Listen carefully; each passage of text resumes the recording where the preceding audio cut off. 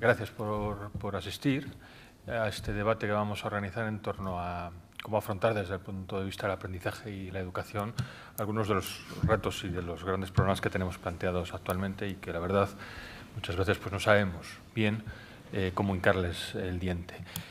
Hay que agradecer, en primer lugar, al distrito de Chamberí del Ayuntamiento de Madrid la oportunidad que nos ha dado de poder organizar un acto de esta naturaleza en sus instalaciones, a Ecologistas en Acción por poder incorporar esta mesa redonda en estas jornadas tan interesantes que están planteando para poder afrontar el cambio climático, y a vosotros pues, el agradecimiento por haber hecho un hueco en vuestras agendas para poder compartir un poco esta reflexión y debatir con nosotros. Bien, esto que vamos a abordar en la mesa de hoy no es un asunto nuevo, es algo que ya se viene planteando desde hace bastante tiempo. En la década de los 70 se hizo un informe al Club de Roma en el que se planteaba precisamente esta cuestión, la cuestión de si debemos sondear formas de aprendizaje que nos permitan afrontar los grandes problemas que ya por aquella época el Club de Roma manifestaba como grandes problemáticas de esos momentos. Recordad que, aunque el informe sobre los problemas del aprendizaje lo plantea en el año 79, en el 72 lanzó el famoso informe de los límites al crecimiento, donde ya ponía de manifiesto que nos veíamos abocados a un problema de gran envergadura si se seguía promocionando ese desarrollo, ese crecimiento material en un mundo finito, ¿no? Bueno, pues toda esa problemática se deja traslucir también en ese otro informe que en el año 79 se presenta en relación con estos temas de educación. Ya entonces digo, y en ese contexto, se plantea que habitualmente aprendemos con eso que llamaban el aprendizaje por mantenimiento, es decir, haciendo uso de reglas, de métodos, de procedimientos que son adecuados para cuando conocemos la situación, cuando la realidad es recurrente, y que ante ese tipo de aprendizaje de mantenimiento, como complemento ante las situaciones de novedad, pues suele estar el otro aprendizaje que llamaban de shock o una especie de aprendizaje porque se daban circunstancias, trastornos, que nos hacían ver la novedad de lo que estaba ocurriendo y nos ayudaba a la innovación, ¿no? Esa dicotomía o ese doble juego de aprendizaje por mantenimiento complementado con un aprendizaje por shock, en el propio informe se señalaba que, llegada el momento de la gran problemática ecológico-social global, podría llegar a ser un mal camino para los procesos de aprendizaje por innovación, ¿no? Porque si esperamos a aprender de las consecuencias del deterioro, por ejemplo, ecológico, pongamos el cambio climático, si pensamos que vamos a reaccionar cuando los efectos sean ya suficientemente manifiestos y afecten a un gran número de personas, posiblemente ya entonces sea tarde para poder hacer la reacción a ese problema, ¿no? Y que, por tanto, habría que intentar indagar otras formas de aprendizaje que anticipara las consecuencias de nuestros comportamientos antes de que fuera ya suficientemente tarde, ¿no? Eso parece lo razonable, pero, sin embargo, vemos las dificultades que hay para poder responder a los desafíos que tenemos planteados y las dificultades que hay para cambiar los comportamientos ante esos problemas, por lo que nos tendríamos que preguntar qué hay detrás de esa dificultad. Es que nuestra conformación psicológica nos lo impide, nos impide meternos en esas dinámicas de aprendizaje, o hay inercias culturales o hay obstáculos sociales que no favorecen la posibilidad de aprovechar y aprender de esos procesos, ¿no? Bien, esas son las cuestiones que tenemos encima de la mesa planteadas y que intentaremos más o menos afrontar y debatir esta tarde. Y para eso contamos con tres invitados pues muy cualificados y además muy sensibles con esta cuestión, ¿no? Yo creo que no merece a lo mejor la pena entrar a relatar sus importantes currículum, como señalar básicamente que es gente que sobre estas cosas nos puede alumbrar o dar un poco de luz a los interrogantes que tenemos, ¿no? Os los voy a presentar por orden de intervención. Va a intervenir en primer lugar Ernest García, que es catedrático de Sociología de la Universidad de Valencia y que es una persona muy conocida en el ámbito del ecologismo social, fundamentalmente por su trayectoria académica e intelectual, vinculando los problemas de la crisis ecológica con los problemas sociales, ¿no? Tiene numerosos artículos y libros al respecto y a ellos me remitiría si quisierais conocer un poco más de Ernest. Fernando Zambranos es psicólogo y miembro de Ecologistas en Acción y una persona que nos ha desvelado muchos de esos mecanismos psicológicos que están detrás de todos estos procesos de los que hablaremos hoy, ¿no? Y a mi izquierda, inmediatamente a mi izquierda, está Elena Martín, que es catedrática de Psicología Evolutiva y de la Educación en la Universidad Autónoma y que es, digamos, en este campo la experta de la educación. Por tanto, tenemos un plantel, como veis, de gente que procede de distintos ámbitos, desde la sociología, la psicología, la educación y que además saben moverse con facilidad en sus intersecciones y creo que estamos, por tanto, con una muy buena mesa para debatir sobre estas cuestiones. Muchas gracias a los tres por haber aceptado la invitación y venga, pues plantead las cuestiones que veáis oportunas y luego entramos a un debate abierto. Buenas tardes. Quiero agradecer la invitación porque el tema del coloquio me parece sumamente interesante y me voy a limitar a formular algunas ideas o hacer algunos comentarios en torno a tres aspectos de la cuestión. Entendiendo que la cuestión es algo así como la conexión entre el aprendizaje y la pregunta, aquella pregunta de cuánto tiempo nos queda, más o menos, ¿no? ¿Cuánto tiempo nos queda antes del colapso o antes de que el colapso tenga unos costes excesivamente dolorosos?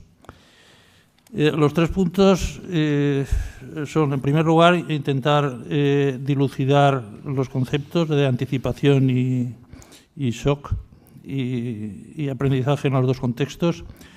En segundo lugar, alguna observación a propósito de diferentes modalidades de anticipación, porque no siempre significa lo mismo anticiparse y aprender por anticipación. Y, en tercer lugar, formular una opinión sobre una idea que es más o menos que la dosis entre anticipación y adaptación cambia según las perspectivas que se tengan en materia de la crisis ecológica, ¿no? Bueno, después intentaré aclarar cada una de estas cosas que, formuladas así, seguramente quedan muy retorcidas o muy abstractas. Primero, efectivamente, que yo sepa, la oposición entre aprendizaje por anticipación y aprendizaje por respuesta o por respuesta a un impacto, por shock, en el debate sobre la crisis ecológica se introdujo en uno de los informes al Club de Roma de los años 70, un informe que se tradujo al español como Aprender, Horizonte sin Límites.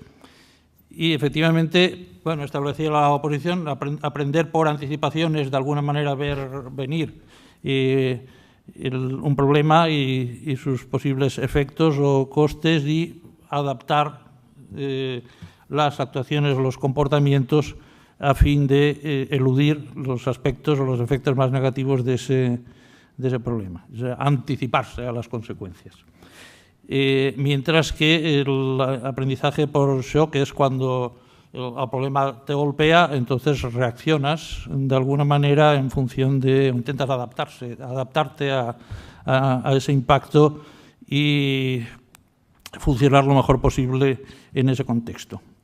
El informe insistía mucho que para las cuestiones que la gente del Club de Roma en esa época englobaba bajo el nombre de la problemática mundial, una de las cuales era la crisis ecológica, la anticipación era muy importante y que había que dar prioridad o había que centrarse en las posibilidades de aprendizaje por anticipación. Es decir, de aprender a actuar antes de que los efectos del problema fuesen excesivamente grandes. Y lo hacía estableciendo una oposición extrema entre las dos modalidades de aprendizaje. En mi opinión, seguro que de esto mis compañeros de mesa que saben de psicología podrán matizar más que yo, pero mi impresión es que esta oposición pura o extrema no está justificada, que todas las formas de aprendizaje, o al menos de aprendizaje con un elemento de racionalidad, son a la vez aprendizaje por anticipación y aprendizaje por shock. Y quiero explicarlo. Porque la anticipación, si no se elabora a partir de la observación de algo que ya esté pasando, de algún impacto del problema que se está considerando en la realidad presente, se llama adivinación. Es decir, es anticiparse a algo sin que haya ninguna base fáctica o racional para esa anticipación. Uno puede predecir el futuro observando las tripas de un pájaro muerto, pero digamos que la legitimidad de reivindicar la capacidad de anticipar al futuro sobre procedimientos así, es decir, en contextos en los que no hay nada en la realidad con lo que se pueda conectar, ningún impacto en la realidad del problema a partir del cual se pueda elaborar y pensar los efectos futuros, eso no es aprendizaje sino magia. Y tampoco existe nunca, en mi opinión, también casi por definición, un aprendizaje puro por shock. Bueno, aprendizaje por shock es adaptación darwiniana, ¿no? Por casualidad. Efectivamente puede haber una alteración del entorno y hay reacciones aleatorias o azarosas, algunas de las cuales generan características que son adecuadas de adaptación a ese medio. Bueno, por puro azar, esto es selección natural, ¿no? Pero no parece tampoco muy razonable describir este tipo de respuestas o de adaptaciones como aprendizaje, ¿no? Simplemente pasa, ¿no? Pasa por el azar y algunas cosas de las que aparecen se adaptan mejor a las nuevas circunstancias que otras y ya está, ¿no? Entonces, todas las formas de aprendizaje son, de alguna manera, aprendizaje por shock hasta un cierto punto, pero también por anticipación, porque actuamos así, ¿no? Y aprender, en definitiva, es analizar las cosas, analizar la realidad o las circunstancias de tal manera que ese análisis guíe el comportamiento, ¿no? Oriente el comportamiento en una determinada dirección, anticipe de alguna manera también el futuro. Por tanto, creo que el mensaje del informe al Club de Roma y de las muchas veces que después, en el contexto del debate sobre la crisis ecológica, se ha reiterado la idea, significa más bien algo así como que la dosis de anticipación que sería conveniente introducir en las respuestas sociales al problema ecológico deben ser más elevadas o más altas de lo que es habitual, o algo así. No puramente anticipación como opuesto al puro choque o a la pura respuesta al impacto, sino, no sé cómo decirlo, algo más de anticipación de lo que suele darse. Y esto me lleva al segundo comentario. La cuestión de incrementar las dosis de anticipación en las respuestas a un problema plantea al menos tres cosas. De estas tres cosas, la última de las que voy a comentar, se ha dado mucho en el debate sobre la crisis ecológica y me centraré más, pero quiero comentar las otras. Una de las respuestas es, para anticiparse resulta necesario saber lo que va a pasar. Este era, en el fondo, era el enfoque básico de la gente del Club de Roma, que no dejaba de ser una asociación de tecnócratas, o una visión tecnocrática de las cosas. Y digo tecnocrática sin ningún ánimo peyorativo. La tecnocracia es uno de esos conceptos que ha tenido a lo largo de la historia encarnaciones diversas y no todas negativas, ¿no? En mi opinión, no fue todo negativo, por ejemplo, en el tipo de tecnocracia de los sensimonianos o en el del Partido Tecnocrático de Estados Unidos, una de las formas de socialismo de Estados Unidos a finales del XIX y principios del XX, en el que militó, por ejemplo, un sociólogo conocido que es Veblen. Bueno, tecnocracia siempre ha significado diferentes cosas, pero una de las conexiones o de las líneas de los hilos de los que se puede tirar a propósito de la idea de anticipación es la anticipación basada en el conocimiento experto o científico-técnico del futuro. Bueno, esto plantea muchos problemas, pero no voy a entrar en los problemas porque sería demasiado largo.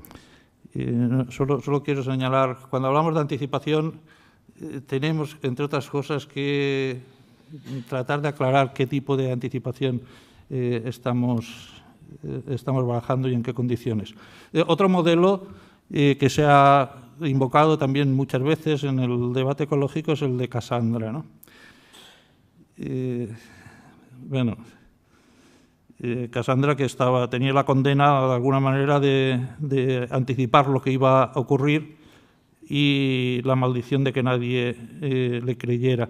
Pero muchas de las interpretaciones o de las presentaciones de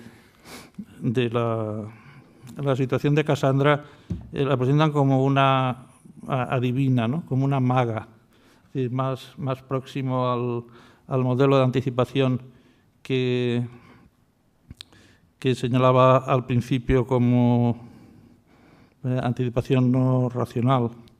Efectivamente es la maldición de ser capaz de adivinar el futuro, pero sin, digamos, ninguna prueba, ninguna señal en el presente de ese futuro. Yo creo que esa es una interpretación, es una de las posibles, es habitual, pero a mí me parece más interesante interpretar la referencia a Cassandra como la maldición de la lucidez, no de la magia o de la adivinación, ¿no? Es decir, la situación en que la anticipación está basada fundamentalmente en una visión lúcida de lo que está ocurriendo ya en el presente y de sus posibles efectos. Pero esta es otra forma de anticipación, que no es exactamente la misma que la anticipación, digamos, tecnocrática basada en el conocimiento experto. Y luego hay una tercera tercera vía de aproximarse a la idea de anticipación y el aprendizaje por anticipación, que ha sido más habitual en los debates del ecologismo, que es la de la necesidad o la conveniencia de una visión a largo plazo, de una visión menos cortoplacista de lo que es habitual. Y este es de nuevo un tema muy interesante porque de alguna manera supone postular o reclamar una capacidad de la cultura para, digamos, ir más allá de las buenas razones que existen para que, en general, los comportamientos humanos sean más sensibles a las cosas próximas que no a las lejanas, ¿no? Existen, por razones evolutivas, Bueno, no puedo hacer mucha teoría, pero uno puede pensar que en contextos en que la rapidez de respuesta es recomendable, por ejemplo, para un grupo de humanos primitivos que resulten amenazados por depredadores, por ejemplo, ¿no? Entonces, las respuestas más racionales no son las más apropiadas, ¿no? Y a más largo plazo, ¿no? Porque, bueno, si hay la amenaza inmediata, pues vamos a hacer una asamblea a deliberar, a examinar el tema científicamente para descubrir la respuesta más apropiada. O dicho más en general, para la mayoría de los humanos lo que se plantea como cuestión, lo que se nos plantea es vivir cada día. Y hay buenas razones para que eso sea así. Entonces, al superar la mediación y enfrentarse a un problema en el que la visión a largo plazo, el examen de las consecuencias en el futuro, sobre las generaciones futuras, etcétera, resulta decisivo, es efectivamente una conversión cultural de un gran alcance, o de alguna manera exige un trabajo de la cultura sobre las características evolutivas de la especie muy en profundidad. Resultaría necesario, desde mi punto de vista, intentar dilucidar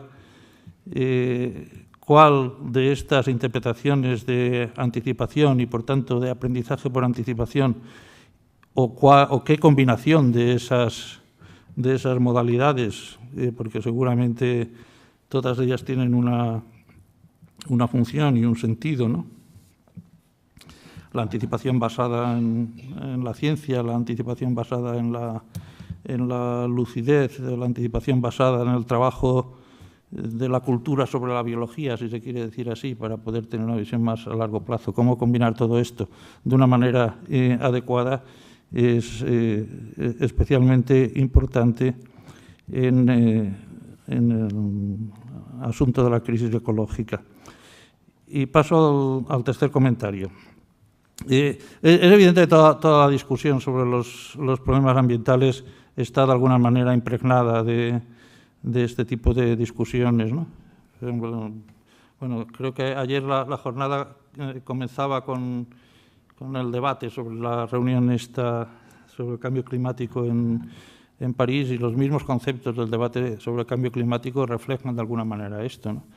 De mitigación y adaptación es casi simétrico a anticipación y shock, ¿no? La mitigación es el trabajo anticipándose a las consecuencias para reducir sus efectos, y la adaptación es el trabajo una vez se han producido los efectos, una vez ha producido el shock, para adaptarse de la mejor manera posible. Entonces, la cuestión para mí, y esto es el punto en que se conecta con la cuestión del colapso y de cuánto nos queda, etcétera, es que la conveniencia de trabajar para reforzar la dosis de anticipación no es la misma, no es la misma según cuál sea la visión que se tenga sobre los problemas de sostenibilidad, y concretamente no es la misma según que esa visión sea menos o más social. Intentaré explicarme. Uno puede decir que la cuestión de la combinación adecuada de anticipación y respuestas al shock es una manera de encaminarse o de orientarse a lo que se ha llamado sostenibilidad. Ahora bien, si entendemos sostenibilidad sencillamente como viabilidad en el tiempo de un sistema por relación a su medio ambiente o a su entorno o a su ecosistema, en realidad da lo mismo, ¿no? Si se entiende de esta manera, la sostenibilidad está asegurada, porque cualquier sistema que se sitúa por encima de la capacidad de carga de su ecosistema vuelve a situarse por debajo con el tiempo, por las buenas o por las malas. Entonces, solo es realmente significativo para quien se plantea conseguirlo por las buenas, por decirlo así.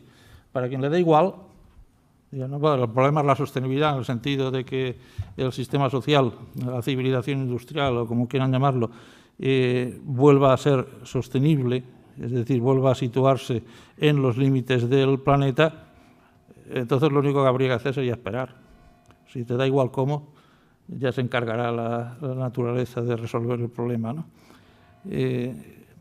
Claro, si no te da igual cómo, es decir, si piensas que los costes de dejar que pase son excesivos, es decir, si se intenta de alguna manera combinar la perspectiva ecológica con la perspectiva social, entonces ya no da lo mismo.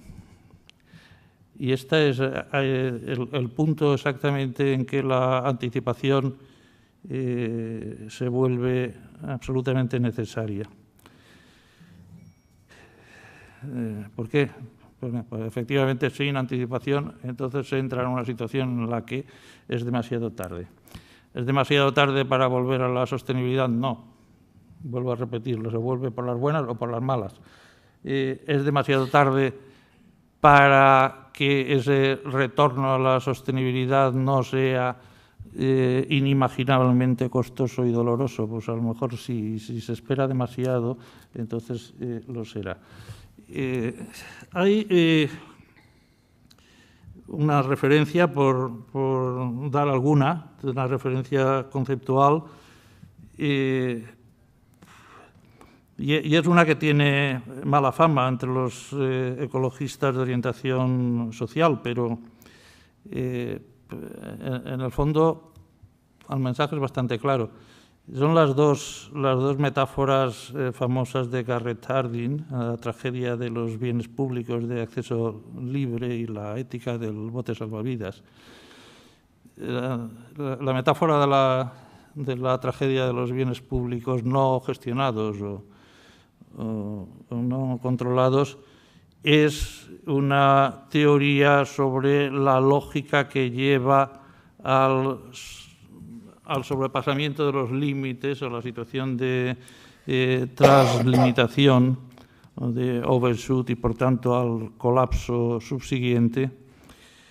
Y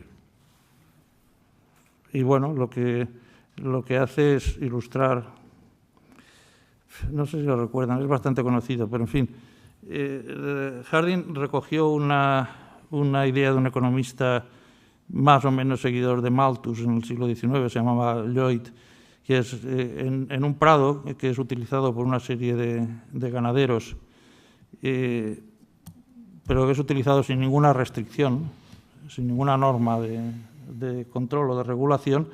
Entonces no hay ninguna razón para que los ganaderos no introduzcan un animal más en su rebaño, porque todo el beneficio es para ellos y los costes se reparten entre todos.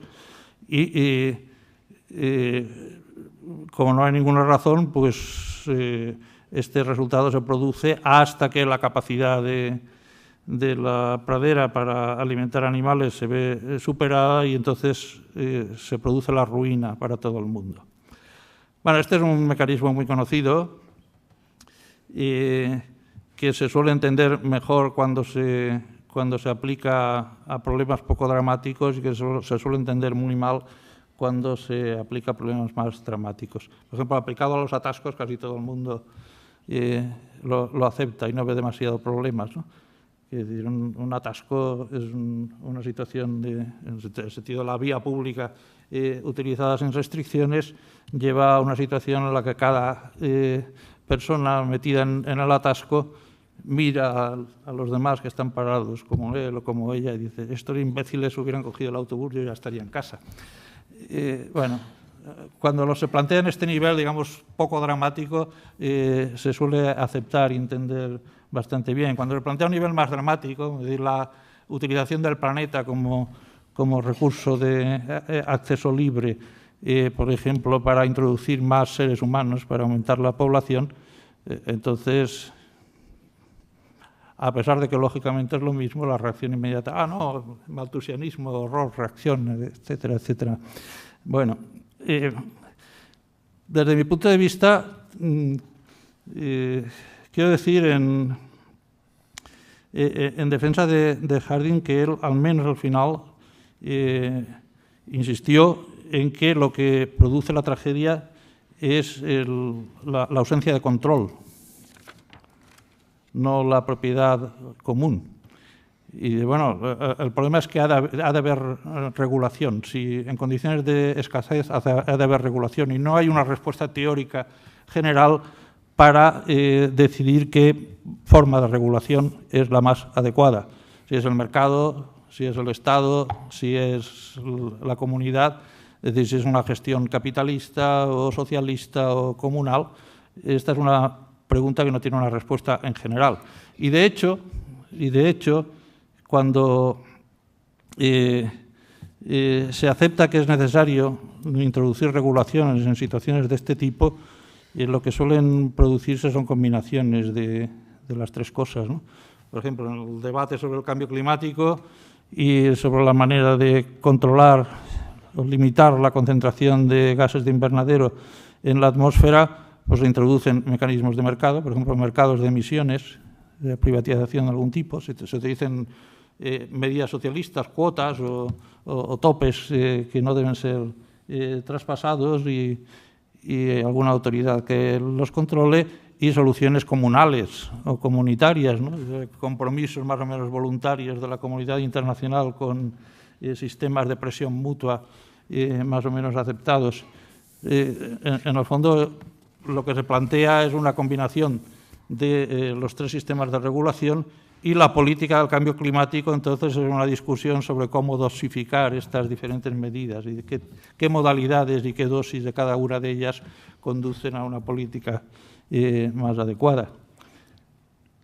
Y la segunda metáfora es en una situación, en un naufragio en que hay un bote salvavidas en el que caben 50 personas, que caben en el sentido de tienen alimento y agua suficiente para llegar a tierra, etcétera, pero hay más gente que ha naufragado y hay 50 en el bote y 100 nadando en el agua.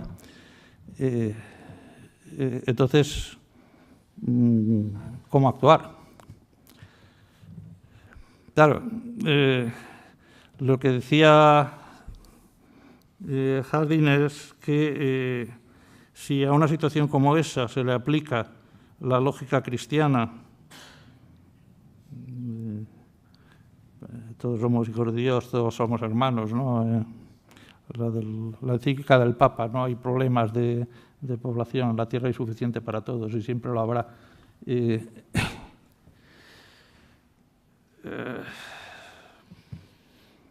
La lógica del Papa o la lógica de la lógica popular de la economía moral de la multitud, también históricamente, ¿no? La de los comuneros contra los acaparadores, ¿no? Lo que hay que hacer es poner en común los alimentos y que cada cual tome lo que necesita. Entonces, o la lógica cristiana o la lógica socialista, a cada cual según sus necesidades, en una situación así conduce al desastre para todos. Porque como en el bote solo caben 50, si se hace sitio para los 150, el resultado es que todos mueren.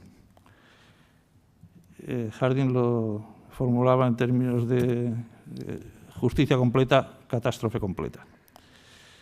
Bueno, naturalmente uno puede discutir eternamente si una situación concreta es una situación de bote salvavidas así o no, porque los límites y la existencia de límites y la capacidad es una cuestión empírica. Si la aplica, por ejemplo, pues no voy a introducirlo aquí, pero algunos de los problemas que se están discutiendo desde esta perspectiva en Europa en los últimos meses, pues uno siempre puede decir, bueno, pero es que no es un bote salvavidas, sino un transatlántico de lujo, entonces cabe mucha más gente, puede ser. Pero si la situación es en la realidad, o llega a ser en la realidad tal como se plantea en la metáfora, entonces la conclusión, desde mi punto de vista, es ineludible. No hay solución. No hay solución justa. Claro, esto es lo que lleva a que, si la perspectiva de sostenibilidad es una perspectiva social, la anticipación siga imprescindible, porque hay que hacer todo lo posible para anticiparse a esa situación y evitar que llegue a producirse. Porque si se deja que llegue a producirse, es decir, si se deja que el colapso se dé en circunstancias así, entonces no hay nada que hacer. No hay nada que hacer en que sea compatible con una perspectiva de lo que llamamos una perspectiva social o de ecologismo social. Y, por tanto, tercer comentario, la dosis de anticipación ha de ser más elevada si se tiene una perspectiva de ecología social que si no. Y con esto acabo. Gracias. Bueno, como el punto de partida es que estamos a las puertas de un colapso, tal vez estamos ya en él, muchos procesos del colapso ya están en marcha, y del colapso en el sentido ecológico, energético, desde el punto de vista pues, de la capacidad de los ecosistemas para mantenerse con la complejidad que nos han permitido al ser humano nacer y luego existir y luego mantenernos. Bueno, pues esto lo tenemos a las puertas o ya estamos en ello, y como humanidad pues no estamos siendo capaces de reaccionar. Digamos, no hay apenas reacciones significativas, sino más bien lo contrario. Lo siguiente que podemos observar es que, bueno, primero la mayor parte de la población pues ni lo sabe. Se sabe algo, sobre todo lo que tiene que ver con el cambio climático, pero no se sabe casi nada de lo demás, ¿no? Sobre todo lo que tiene que ver con la biodiversidad y lo que podríamos llamar el declive energético. Hace poco, un alumno de un curso de ecología social pues hizo una investigación con sus profesores, así como los que consideraba más sensibilizados con estos temas, y les preguntó cómo se imaginaban el mundo dentro de 50 años, y para su sorpresa pues es que no había atisbo de esto que iba a pasar. Y estamos hablando de profesores, en este caso eran de bachillerato, y además eran profesores, digamos, pues sensibles con estos temas. Es que no estaba en su cabeza que esto iba a pasar. Luego lo siguiente que ocurre es que cuando ya te enteras de lo que va a pasar, entonces pues la reacción inmediata al menos pues es la parálisis, y si se te ocurre alguna solución pues sería algo así como, bueno, pues mientras no llega del todo voy a ponerme ciego de cubatas o algo así. Esto es lo que más lúcido se me ocurre, ¿no? Esto nos va a afectar porque cada vez que hablamos de esto pues amargamos a la sala, a las audiencias, y digamos nos hace preguntas sobre nuestras estrategias de comunicación, porque desde luego la primera reacción es un poco, pues bastante paralizante. Yo tengo que agradecerle a Ernest, que fue él el que me enseñó ya la idea clara del colapso hace unos 10 años o así, y me quedé paralizado. Lo que pasa es que no me borré de Ecologistas en Acción, ahí me he quedado un tiempo más. Entonces, nos podemos hacer la siguiente pregunta. ¿Está preparada la psique humana para afrontar el colapso una vez que nos enteremos de que viene?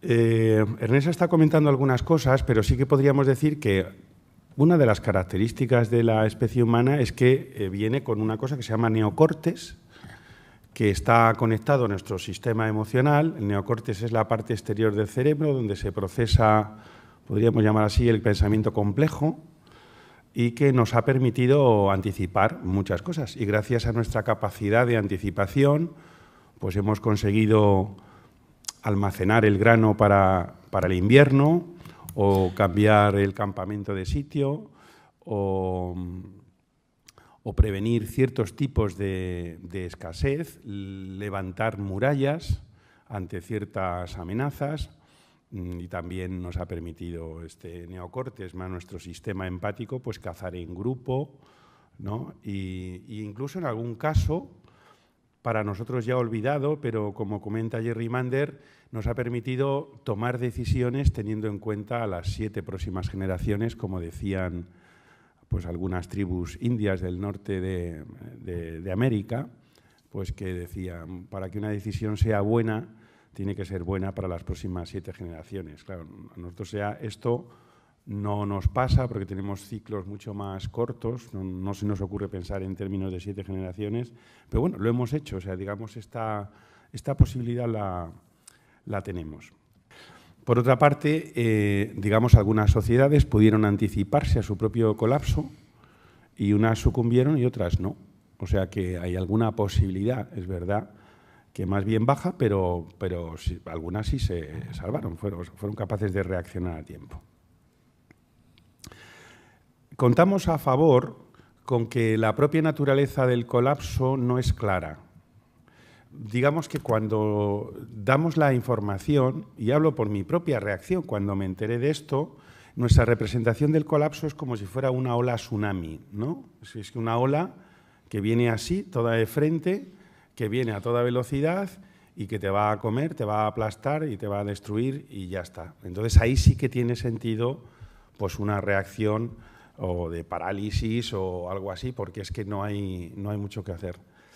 Pero es bastante probable que el colapso no sea así, sino que vaya a ser una mezcla, siguiendo con la metáfora marina, de una subida de la marea más unas diferentes oleadas, ¿no? O sea que va a haber algunas olitas pequeñas, algunas grandes, otras pequeñas seguidas de las grandes, mientras a su vez sigue subiendo la marea.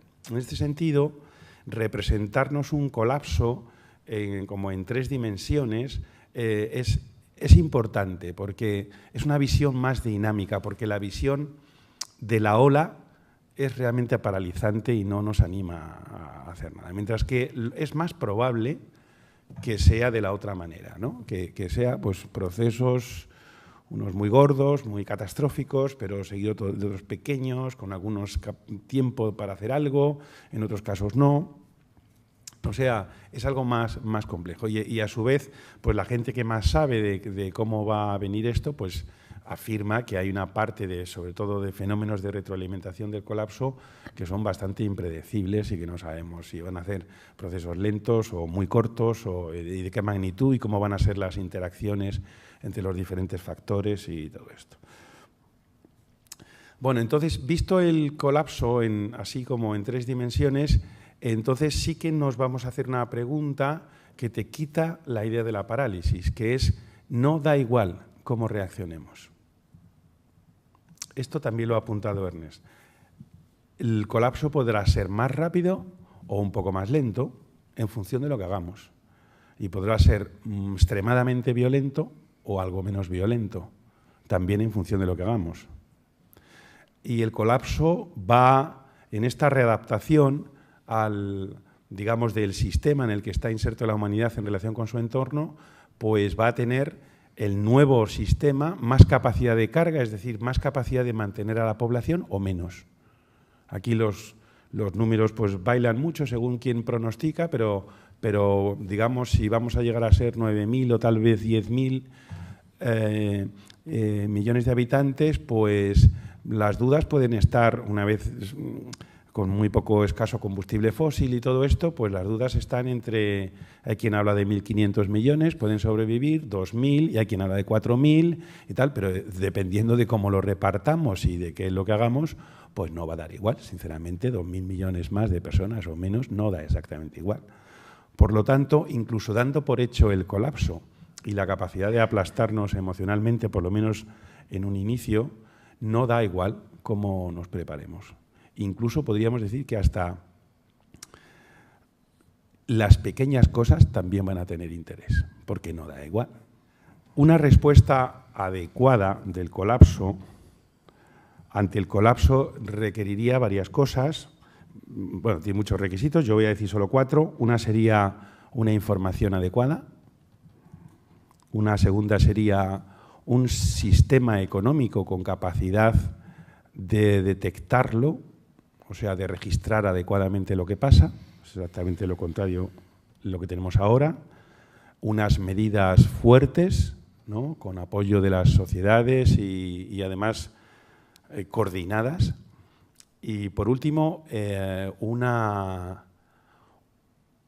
un cierto requisito de equidad, porque muchas de las medidas que se pueden tomar de manera anticipatoria son costosas y los costes estaremos dispuestos a asumirlos si no hay una desigualdad excesiva, porque si hay una desigualdad excesiva, pues si tienes alguna posibilidad de decidir, pues no dirás, bueno, pues si estos no lo hacen, yo tampoco, ¿no? Esto es una de las cosas que nos va a pasar como reacción colectiva. Entonces, incluimos el requisito de una cierta equidad.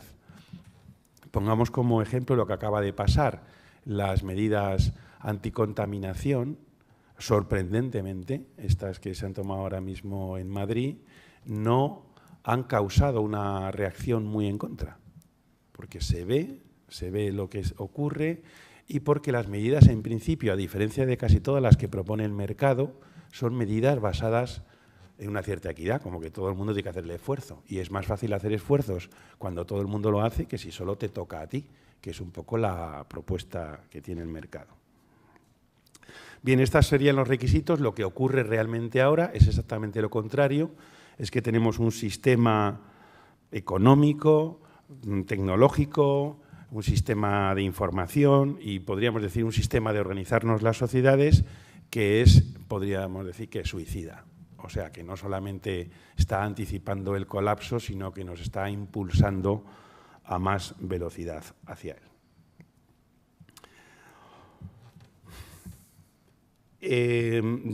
Teniendo en cuenta el primer requisito que he dicho, que es el de la información, pues lo que está ocurriendo es que la mayor parte de la población no tiene información, incluso muchas personas e instituciones en situaciones de responsabilidad y con capacidad de tomar decisiones que afectan a más gente tampoco la tienen.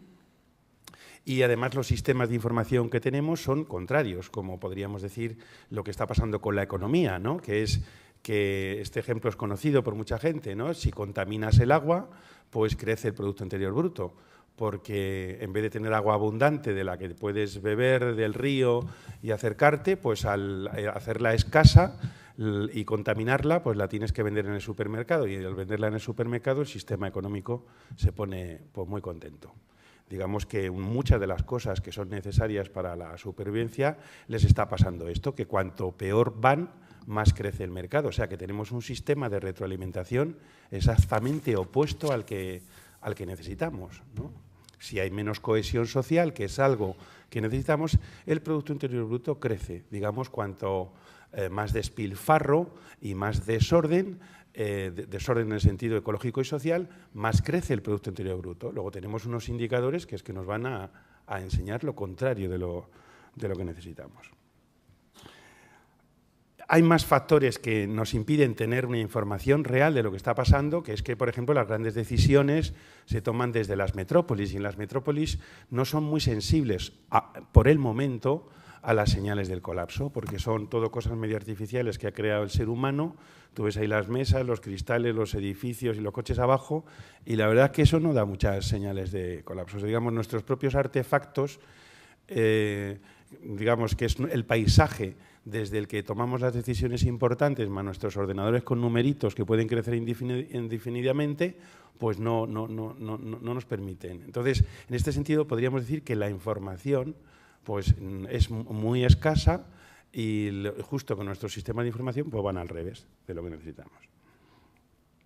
Supongamos que tenemos una información adecuada, y ahora entro en la parte así más psicológica, que tenemos ya una información adecuada, que realmente medimos la riqueza donde está, los factores claves para la supervivencia donde están, en la composición de los gases de la atmósfera, en la capacidad de fertilidad del suelo, en la capacidad de cerrar los ciclos de materia, es decir, donde está la realidad, donde está la riqueza, suponemos que ya tenemos la información adecuada y entonces lo que nos vamos a topar es con información extremadamente dolorosa. Entonces la información dolorosa, el ser humano hace dos cosas con ella. Si yo tengo una información muy dolorosa y tengo acciones más o menos claras que se me ocurren que van a disminuir ese dolor, lo que hago es me pongo a actuar, incluso aunque ese actuar me lleve un coste. Sin embargo, si esa información es o borrosa, la información dolorosa, o incompleta o extremadamente compleja, entonces los seres humanos tendemos a reducir el dolor modificando la información. Esto es lo que se viene a llamar la reducción de la disonancia cognitiva. Si yo tengo una información que es muy dolorosa, si puedo actuar, reduzco esta disonancia que me provoca este dolor, esta tensión, pero si esta información no es clara pero me está produciendo dolor, lo que hago es cambio la información, cambio la idea. Y en esto es en lo que nos encontramos en este momento, que es para la gente que se va enterando, porque hay algo de señales difusas, ¿no? Como decía Vandana Shiva, que tú a una audiencia le preguntabas antes si había vivido mejor que sus abuelos y la gente decía que sí, y si pensaba que sus nietos iban a vivir mejor que ellos y decían que no. O sea que digamos que ya hay una cierta intuición, o sea, hay información por ahí, pero ¿qué hacemos con esa información? Pues reducimos la disonancia a base de varios mecanismos. El primero, el orden no es importante porque hacemos todos a la vez y mezclados y esto, sería la negación misma. La información que produce terror, una de las inclinaciones que tiene el ser humano es a negarla. Esto se comenta que las personas del pueblo judío que sabían lo que estaba pasando, simplemente por la magnitud del horror, lo negaban. O sea, que es simplemente la información es tan dolorosa que es imposible de mantener, de vivirla, y entonces pues tu cuerpo y tu mente y tu sistema social te lleva a negarla y por lo tanto a prescindir de prepararte para ello.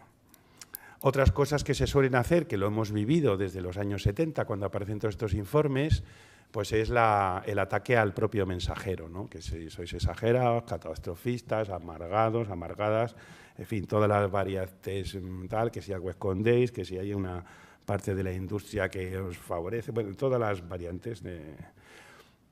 Otra cosa que hacemos ante esa información nueva tan chocante es proyectar esto que llamaban antes de mantenimiento, o sea, lo que nos ha sucedido hasta ahora, pues, ¿qué nos va a suceder en el futuro? Pues más de lo mismo, más o menos, esta es la idea. Y por eso decimos lo de, bueno, pero las terrazas siguen estando llenas, ¿no? No puede ser tan malo si las terrazas están llenas, ¿no? Entonces, como no nos ha ido tan mal hasta ahora, todos los fines de milenio se dice lo mismo. Lo que hacemos es simplemente decir, pues como no ha pasado hasta ahora, pues no va a pasar y ya está. Haces una proyección del presente hacia el futuro, como si fuera una función así más o menos lineal y ahí estamos. Ahí está la mayor parte de la presión cultural sobre lo que va a pasar es, bueno, pues ante estas pequeñas amenazas, pues me defiendo con la idea de, bueno, no puede ser tan malo si aquí estamos, ¿no? Pues proyecta sobre eso.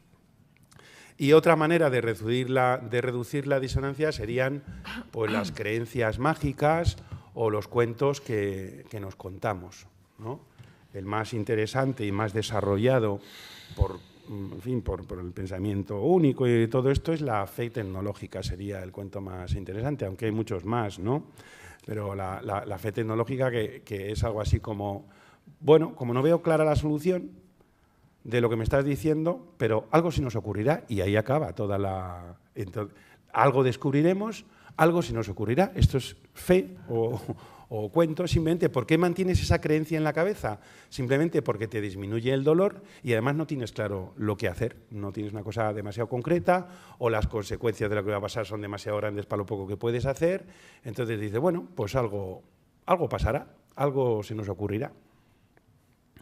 Esto lo había desarrollado ya en su momento Nietzsche bastante bien, como el ser humano ante el frío que da el desorden del universo, pues inventa cuentos. Y los cuentos, al fin y al cabo, te calman y también lo refuerza León Felipe en uno de sus poemas, ¿no? Que el grito de angustia del ser humano pues, se ahoga con cuentos. Además, tenemos más cosas que nos van a impedir reaccionar de forma adecuada. Y voy a poner algunos, a ver cómo voy. Muy bien, sí. Algunos ejemplos, que es, por ejemplo, la dificultad que tiene nuestro cerebro para percibir las progresiones geométricas. Es conocido el ejemplo de una charca que tiene una bacteria que se va duplicando por 2 y que va contaminando la charca. Cada minuto se multiplica por 2. Pues esto es una progresión geométrica. Y entonces, ¿qué es lo que ocurre? Que 4 o 5 minutos antes en que la charca colapse, nos parece que hay muy poquito, pero si solo es un poquito, en ese lado de la charca, el ser humano pues se lleva fatal con las progresiones geométricas, que ya lo mostró también este señor que le dijo al que había inventado el ajedrez, pídeme una recompensa, le gustaba tanto el juego del ajedrez, este era un indio, y entonces él le dijo, bueno, pues me pones en el tablerito aquí un granito de trigo, en el siguiente el doble, en el siguiente el doble, en el siguiente el doble, y así hasta que llenes el tablero y ya está.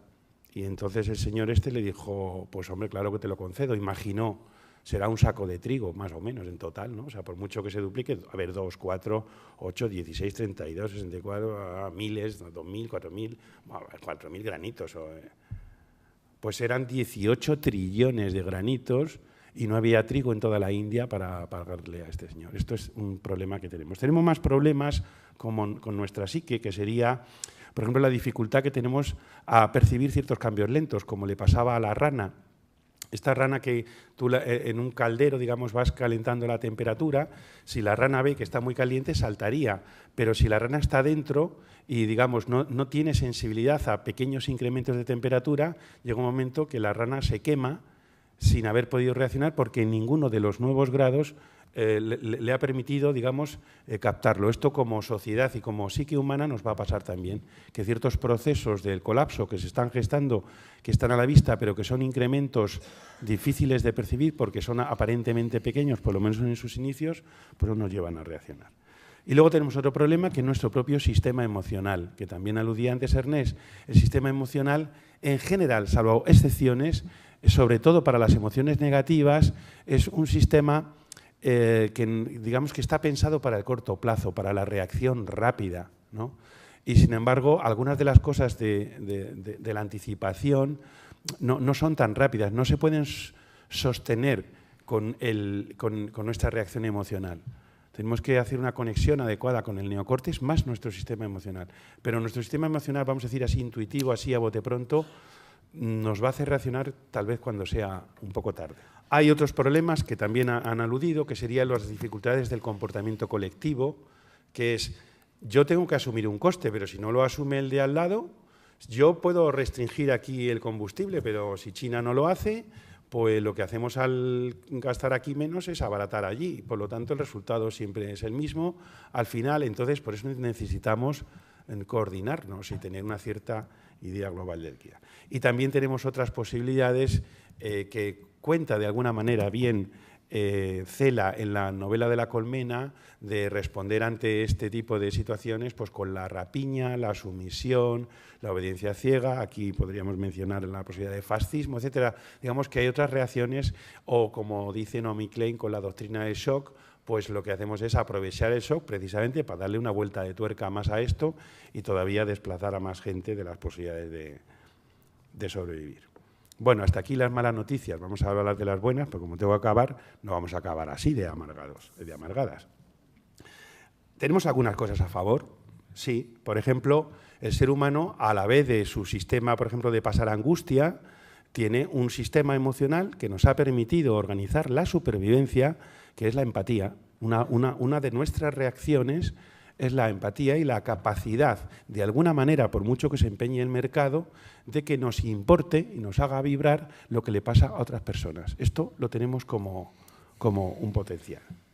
También tenemos la capacidad de cohesionarnos y, además, con esta buena noticia, que es a veces las situaciones hostiles o las situaciones peligrosas, es verdad que necesitamos varias condiciones para que se cumpla esta, aumentan la cohesión social, justo la que hemos perdido gracias a las metrópolis y al sistema de mercado y a las propuestas individualistas, pero en situaciones de más hostilidad, no necesariamente, pero una de las reacciones posibles es el aumento de la cohesión social, que eso a su vez nos va a estimular nuestras diferentes maneras de vivir la empatía, y esto nos puede permitir, que no quiere decir que los vaya a asegurar, pero nos puede permitir reacciones interesantes que ahora somos incapaces de vislumbrar.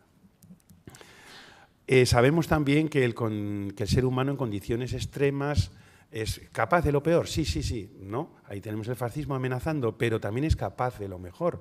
Y eso pasa cuando la gente percibe situaciones así más o menos claras, donde donde a veces se requieren conductas heroicas o esfuerzos muy fuertes que en condiciones normales generalmente están invisibilizadas y crees que no van a ser posibles, pero que esta potencialidad existe. Y también existe una cosa muy importante, que esto hasta la más ramplona psicología norteamericana nos lo muestra, que es que el ser humano, esto el mercado no es fuerte, pero el ser humano sí tiene la posibilidad de, si lucha de manera coordinada por cosas que le importan, se dota de sentido y también puede ser más feliz, porque una de las carencias que tiene la sociedad de mercado hiperdesarrollada es que es fuerte en muchas cosas, pero no en dotar de sentido a las personas. Y el sentido es una parte importante de nuestra felicidad. Todo esto si vemos que lo que podemos hacer es relevante, si no, pierdes el sentido otra vez. Pero tenemos alguna posibilidad de dotarnos de sentido mientras lo intentamos. Y además también tenemos un esquema clásico de la motivación que se llama la motivación de logro, que es que el ser humano no necesariamente busca para su satisfacción y su bienestar que las cosas sean al menor coste posible, sino que a veces las cosas que tienen un coste pero que tienen sentido nos hacen sentir aún mejor. Esto es lo que se llama la motivación de logro, que no era la motivación del confort, que es la que propone el mercado a veces. Bueno, pues dicho esto, algunas conclusiones que podrían responder a la pregunta de anticipación o shock, yo creo que van a venir mezcladas. Es verdad que algunas señales, que son las que anticipan, las que nos hacen ver el shock, nos van a animar un poco, pero por otro lado, si tenemos las categorías culturales trabajadas para ver el mundo de otra manera, esas señales las vamos a entender mejor. Hay que hacer exactamente las dos cosas. Y como el colapso no necesariamente va a ser una ola tsunami, aunque también podría ser, pero no es lo más probable, pues significa que sí que van a venir algunas señales que si tenemos la capacidad de anticipación algo trabajada, algo preparada, estas señales nos van a permitir reaccionar un poco antes. Por lo tanto, cualquier trabajo que hagamos, y aquí ya casi le voy a dar en fin, el testigo a Elena, cualquier trabajo que hagamos en esta dirección nos va a venir bien. Todo lo que hagamos de anticipación, porque recuerdo, el colapso no es uno, sino que son muchos posibles y podemos incidir en ese nivel de complejidad porque la idea de que no podemos incidir nada es más falsa que la contraria. O sea, que hay motivos para que tenga sentido los esfuerzos grandes y los esfuerzos pequeños. No tanto para que no haya colapso, sino para las diferentes maneras de colapso que vamos a vivir. Habría otras cosas que habría que mirar, como es algunas mejoras, algunas de las medidas que hay que tomar no son tan costosas, sino que nos van a hacer vivir mejor. Es verdad que otras no, que a lo mejor tenemos que pasar algo más de frío, pero algunas son mejores. Un sistema de movilidad más razonables, son mejores para nuestra vida y en el camino de trabajar por ellas también nos vamos a sentir mejor. Recuerdo, es un requisito la equidad, pero la equidad no solamente es un requisito para poder responder como humanidad, sino que también la lucha por la equidad ha motivado al ser humano a lo largo de la historia pues para hacer esfuerzos y para dotarse de sentido de cosas que en principio pues no te apetece tener en cuenta.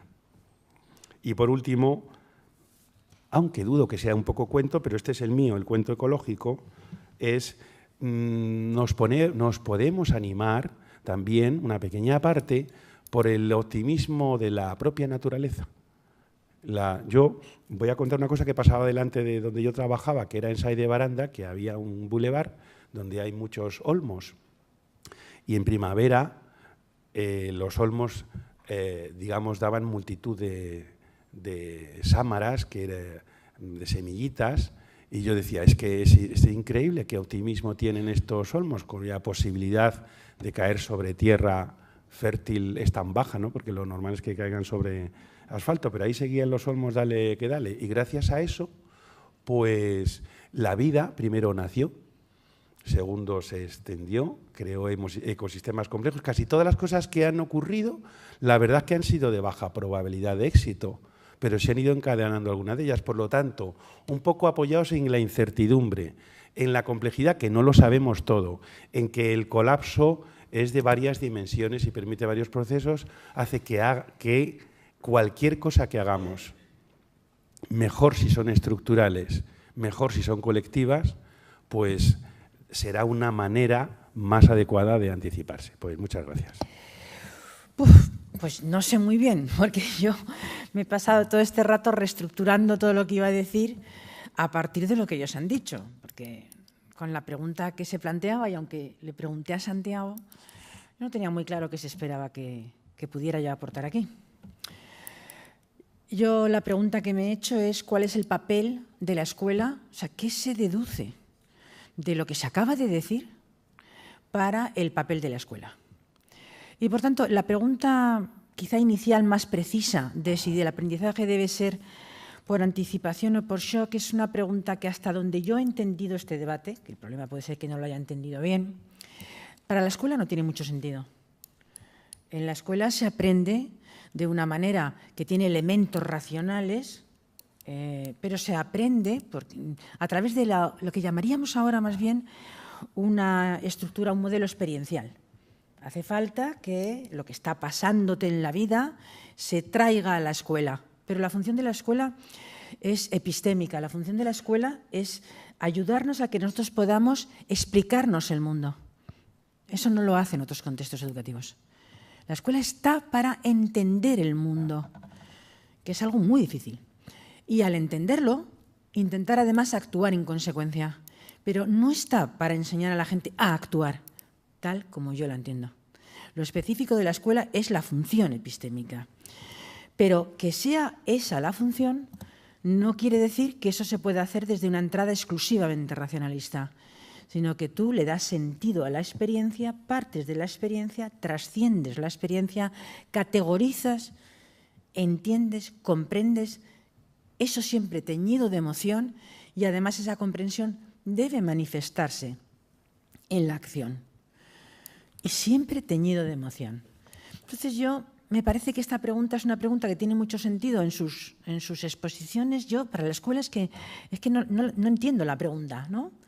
Sin embargo, entiendo mucho lo que están diciendo tiene de trascendente, y lo digo de verdad, no quiero ser dramática, pero de trascendente para plantearse el papel de la escuela en este futuro. Si el futuro es como se está planteando, ¿tiene la escuela algún papel? Y la primera pregunta es si tiene la escuela algún papel. Si el colapso viene, ya sé que no lo debemos ver como un tsunami. En la más dramática de las situaciones, no sé qué hacemos. ¿Cuál es la función de la escuela? Preparar a la gente para emocionalmente soportarlo, preparar a la gente para saber qué va a pasar. O sea, no lo estoy diciendo en broma, ¿eh? O sea, ¿cómo se puede definir la función de la escuela cuando nosotros mismos tenemos que bregar con una incertidumbre que no sabemos bien para qué hay que preparar? Porque es muy distinto preparar para transformar algo que todavía es viable a preparar para... No sé si se entiende lo que estoy planteando, pero yo creo que hay que entender que a la escuela hay que pedirle bastante difícil, es lo que decimos, como para entender qué podemos esperar. Es que a lo mejor la escuela no tiene un papel muy relevante en este tema. Ya me dolería a mí, pero puedo pensarlo, ¿no? Que aunque me duela, en vez de hacer una negación, digo, pues mira, mala suerte, en este caso la escuela quizá no es el elemento de transformación. Eso es lo primero que hay que pensar. Si nosotros admitimos, yo estoy razonando, si nosotros admitiéramos que la escuela es el contexto educativo que más posibilidades tiene de conseguir que la cultura transforme a la natura, no anule. Yo creo que nunca se anula la natura, pero transforme a la cultura, que ha sido lo que ha hecho que las personas nos vayamos humanizando. Yo creo que si algún contexto educativo tiene esa fuerza, desde luego la escuela. Y yo sí que creo que lo que aquí se está planteando va contra natura. O sea, lo que se está planteando, por eso yo creo que hay tanta resistencia. No me voy a extender, pero yo coincido, esto va contra natura. Entender esto supone anticiparse a efectos que uno no comprende, por todas las razones que ha dado, que emocionalmente son amenazantes. O sea, va bastante contra natura. Pero es que ese es el papel de la escuela. Es que cuando creemos que esto cae y nos lo explicamos de una manera absolutamente incorrecta desde el punto de vista de la física actual, porque nuestra física intuitiva nos lleva a otra cosa, cuando pensamos que esto es sólido, pues la escuela pretende que lleguemos a entender que aunque la experiencia es de que es sólido, esto no es sólido. Porque si no lo entendemos así, hay determinadas actuaciones sobre el mundo que no podemos hacer. Y eso es ir mucho contra natura. No son construcciones tan adaptativas. Cuando tú piensas que no hay que ser realista y hay que entender que el conocimiento es una perspectiva, nunca la verdad, que tú no vas a poder conocer el mundo no te es accesible. Tú conoces lo que tus estructuras de conocimiento te permiten saber del mundo. Hay longitudes de onda que no oyes ni ves, ya está, no conoces el mundo, conoces una construcción del mundo. Aceptar eso. Decir que lo que ves no es la realidad es algo contra natura, porque si viene un león, ya sé que es un poco trivial, pero a comerte y empiezas a decir, bueno, a lo mejor no es un león. Pues mira, no es muy adaptativo. Ahora, no poder comprender que a lo mejor no es un león es una limitación para determinadas cosas. Eso nos aporta la escuela. Entender que mi necesidad más inmediata puede ir en contra, mi derecho incluso, contra un derecho común, social, y poder suspender tu necesidad, suspenderla por un tiempo o suspenderla sin plazo porque entiendes y empatizas con otro, eso no es muy natural. Eso es cultural. Cultural en el sentido de la línea natura y la línea cultura. Entonces yo sí que creo que verdaderamente lo que aquí se está planteando es una cosa bastante contra natura. Cultura. También eso le da un valor enorme en el sentido del sentido, ¿no? Yo creo que decir, bueno, es que estamos avanzando. Es indudable, estamos avanzando. Me parece que legitima la importancia de lo que se hace. Pero, ¿va a conseguir la escuela que ese cambio sea el que se produzca por la escuela? No lo sé, vosotros, no sé, contestaros. Porque claro, aquí estamos hablando de adultos y a ver cómo los adultos, si por anticipación, por shock, cambiamos. ¿Tiene sentido que cambien los niños, las niñas, que se construyan otras personas? ¿Nos va a dar tiempo a que ese esfuerzo valga para algo? Ya he planteado esa pregunta. Segundo, ¿va a ser la escuela quien va a conseguir eso cuando todo el resto del ambiente vaya en otra dirección? Hombre, a lo mejor también es un poquito ingenuo. Yo no, de verdad que no lo digo por esta cosa retórica, no tengo respuestas, no, es que no sé si os atrevéis a dar la respuesta a vosotros. Es decir, con toda seguridad, la salvación vendrá de la escuela. No lo sé. Si pensáramos que alguna salvación viene de la escuela, imaginemos que hemos sobrepasado esta primera resistencia. La segunda sería, ya, pero es que la escuela es una institución social muy artificial, creada hace relativamente poco, que recibe un encargo social y a la que se le dice, por favor, ocúpese de que al acabar los 16 años las personas sean capaces de A, B, C, D, E. Y eso se le dice a la escuela. ¿Vosotros pensáis que hay alguien sumamente interesado en decirle a la escuela que haga esto? Porque incluso si pudiera, es que hay que encargárselo. Entonces, yo creo que con mucha lucidez, hace tiempo, Fernando y otras personas llevan revisando los currículos de la educación, pensando, aquí hay una rendija, aquí hay un, no sé, en este esquema, ¿qué sería? Hay una vía de entrada, hay una cosa que se puede hacer. Pero, por favor, es que quien marca lo que hay que enseñar sale en un boletín oficial. O sea, es que para que esto, la capacidad que tenga de ejercer influencia se ejerciera, la situación tenía que ser, yo me la represento como, tendría que ser como si alguien dijera, ¡ah! ¿No han aprendido a leer? Eso generaría escándalo social. Es como si estuviéramos ya en un momento en el que se dijera, ¡ah! ¿No entienden la sostenibilidad? ¡Ah! ¿Estamos en ese punto? Es decir, ¿este es el encargo que se le hace a la escuela? Estamos tan lejos de eso que hay que darse cuenta de lo que estamos diciendo. Luego, imaginémonos que sí, que alguien dice, este temita empieza a ser, ¿cuál es el modelo? O sea, ¿qué es lo que hay que enseñar? No todo el mundo está de acuerdo en lo mismo. ¿Qué se le encarga? ¿Que construya qué?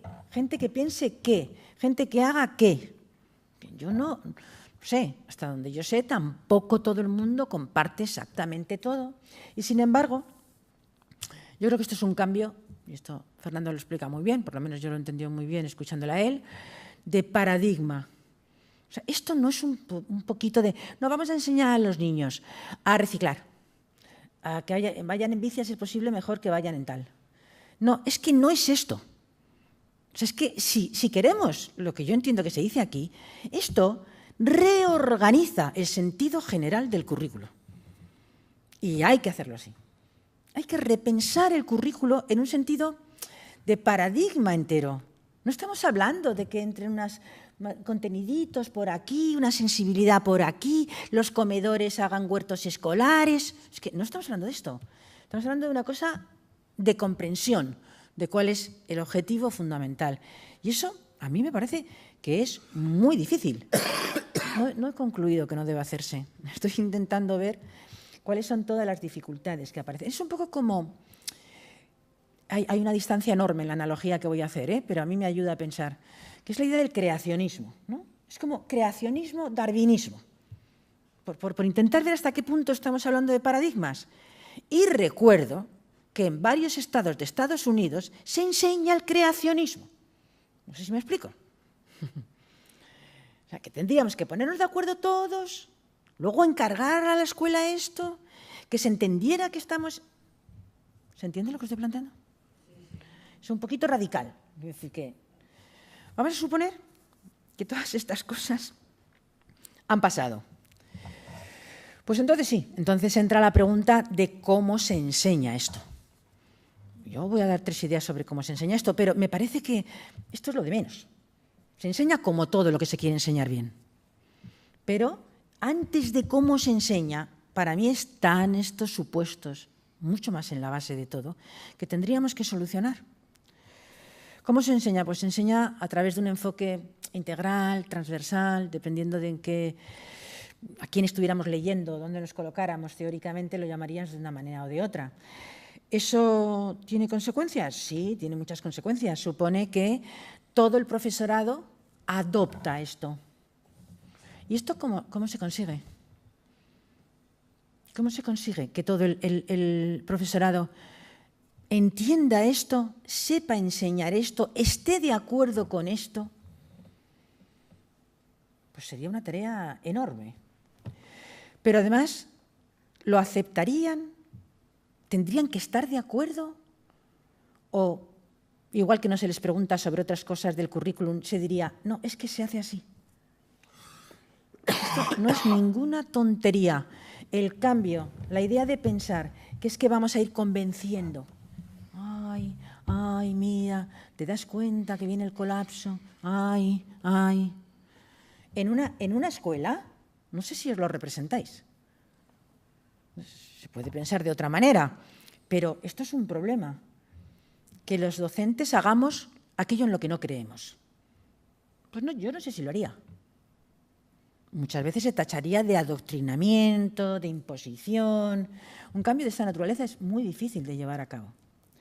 Supondría además que somos conscientes de que enseñar de una manera integral supone trabajar conocimientos conceptuales. Hay que entender. Esto tiene una enormidad de conceptos, de datos, de reglas, de procedimientos, y tiene muchos valores. Y no se enseña igual un concepto, un procedimiento, un valor. Y hay que saber que se están enseñando las 3 cosas. No solamente es un problema de trabajar conceptos. Supondría trascender el aula. No se puede enseñar solo en las asignaturas o en los momentos. Si queremos hacer entender esto y el funcionamiento del centro traduce un modelo distinto a lo que estamos enseñando, nos comemos con patatas lo que estamos enseñando. Tanto eso tiene que ser un centro coherente con esto, un centro sostenible, ¿eh? Es un centro que tiene otras características además de lo que hace en las asignaturas. Y eso es muy difícil de llevarlo a la práctica. No es imposible. Así se hacen las cosas, pero eso es una dificultad que hay que tener en cuenta. Hay que conectar con el resto de los contextos educativos y entre ellos, fundamental, con las familias.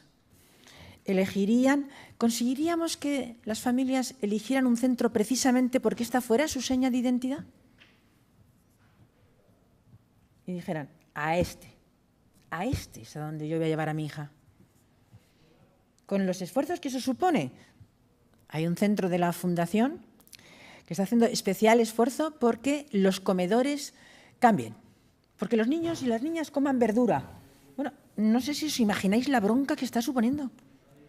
Las familias, no, que no come, déjale, que no coma verdura. Come verdura.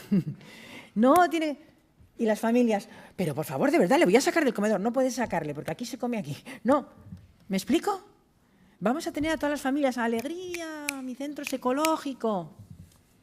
Cuando supone esto, no la cosita mona de que le explican, sino esto, con esfuerzos, con cosas que no... Pero es que sin eso no funciona. O sea, si nosotros hacemos una cosa en la escuela y todo el entorno familiar, todo el entorno del barrio, todo está haciendo que su experiencia sobre el mundo sea otra, es difícil que la escuela tenga tanta fuerza. ¿Cómo se genera cambio? Bueno, esta pregunta no se puede responder así a la ligera, ni yo lo pretendo. Solo quiero exponer una idea. ¿Hace falta pensar que hay que cambiar la cognición de las personas para cambiar su comportamiento? Es decir, ¿es la cognición, lo que pensamos, lo que explica lo que hacemos, o podemos pensar que lo que hacemos acaba configurando lo que pensamos? Es una dialéctica de toda la vida. Si no vives como piensas, acabarás pensando como vives. Si pudiéramos pensar que algo de esto está en los procesos de generación de cambio, hay toda una línea de innovación educativa que plantea que los cambios hay que impulsarlos, a veces incluso en procesos que no son del todo aceptados y comprendidos por quien está inmerso en el cambio. No imponiéndolos sin exponerlos, sin justificarlos, pero no esperando a que la gente esté convencida para hacerlo. Pongo un ejemplo. Si en el año 83, que fue cuando se empezó el programa de integración en este país, los alumnos con discapacidades entraron en las escuelas. Si en el año 83 nosotros hubiéramos esperado a que la gente quisiera ese cambio, hoy los niños y las niñas con discapacidades no estaban en la escuela. ¿Entendéis lo que planteo? Nosotros los pusimos, lo explicamos, pero el padre de turno, no sé por qué he hecho así, no es que piense que seas tú, Santiago, te decía, ay, no, pero si entra un síndrome de Down en clase, mi hija no va a aprender a leer porque la maestra la va a atender a ella y entonces va a bajar el nivel. ¿Os suena razonable? Pues, ¿qué se hizo? Se dijo, no, van a entrar, no te preocupes, van a entrar. Se dieron condiciones de cambio. Se bajó la ratio, se pusieron profesores de apoyo, se explicó. Y al cabo del año, cuando fuimos, dijimos, ¿ha aprendido tu hija a leer? Sí. Pero había muchos padres que decían, pero es que esta síndrome de Down, esta es muy lista. No, es que esta maestra es muy buena. O sea, que ni siquiera con un cambio en la acción necesariamente producía un cambio en la cognición. Había que reflexionar sobre la acción. Y entre otras cosas, además, para que no sea adoctrinamiento. Pero me parece una idea simplista el pensar que tenemos como que convencer y luego hacer. Tendríamos que hablar de esto mucho más despacio, pero espero que se entienda la idea. Es decir, mis alumnos en la universidad, les dices, hombre, aprender supone, hay que leer, hay que hacer trabajos, tal. No te hacen mucho caso, porque las prácticas no van en esa línea. Se van de Erasmus, vuelven y te dicen, ¡ay, qué universidad! No teníamos casi clases, ¿eh? Todo el día leyendo, todo el día haciendo trabajo. Dices, yo la voy a matar a esta chica, ¿no? Pero claro, la diferencia no es que le has contado tu vida, sino que está en un sitio donde se hace así. Y la experiencia... ¿Se entiende lo que estoy planteando? La idea de que desde cambios en la acción, reflexión sobre la acción, también se llega. Cuando la gente dice, ¿pero cómo podíamos fumar en clase? Es que ya tenemos una cierta edad, ¿os acordáis? Yo se lo cuento a mis estudiantes y me dicen, ¿pero qué dices? Digo, sí, fumábamos todos. Fumábamos los profesores, los alumnos, había una nube. Y claro, tú lo estás contando y se lo estás contando y dices, joder, ¿pero cómo podíamos hacer esto, no? Entonces, si habíamos esperado a que nosotros habíamos dicho, no, por Dios, esto no se puede hacer. Pues a lo mejor, cuando luego hemos visto que se puede vivir, fumar en clase, y dices, ¿pero cómo podíamos? Entonces, esta relación de cognición-acción yo creo que es una clave para ver cómo se genera cambio, en general y en los procesos de la escuela. En caso de que contestáramos a todas las preguntas anteriores, pensando que tiene sentido, que la escuela puede producir cambio. O sea, que la escuela puede cambiar la cultura, pero a su vez la cultura le encarga a la escuela que forme personas que cambien la cultura. Y todo esto se diera, pues yo creo que sabemos cómo hacerlo. Es muy difícil, pero sabemos cómo hacerlo. La pregunta está antes. Si se le puede pedir a la escuela una vez más que vaya en la vanguardia de un proceso. No. Esto es lo que yo quería plantear.